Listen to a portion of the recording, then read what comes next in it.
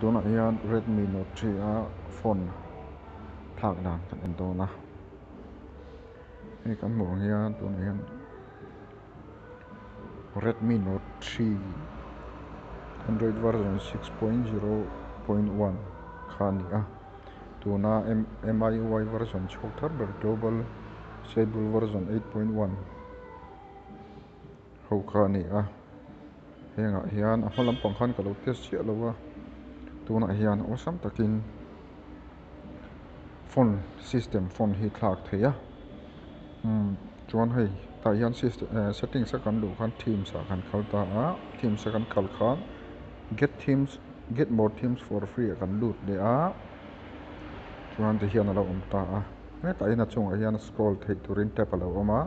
tlai tang hian fonts khi kan select ta te mobi fonts hrang alo lang ta tunah hian offline a keimah hian kha download sa tawh ho heng ho hi chu kapang zung theia bi samai mai chu vanin om ve chuan milawin athar kan hriat theihna tu kan hriat thiam theihna turin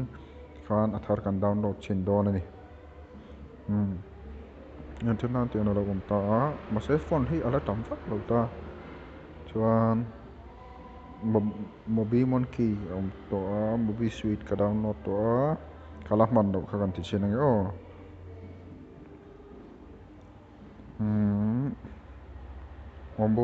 mobi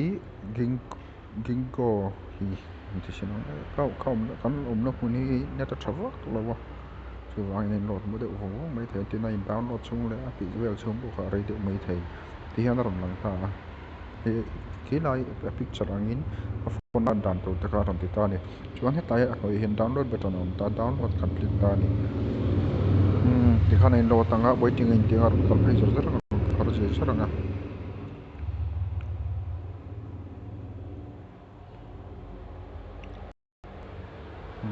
wen download mek ta kha ni kena po download chop ngai lawin offline atanga click install mai thei khan to don ta chuan ko khu zo trepa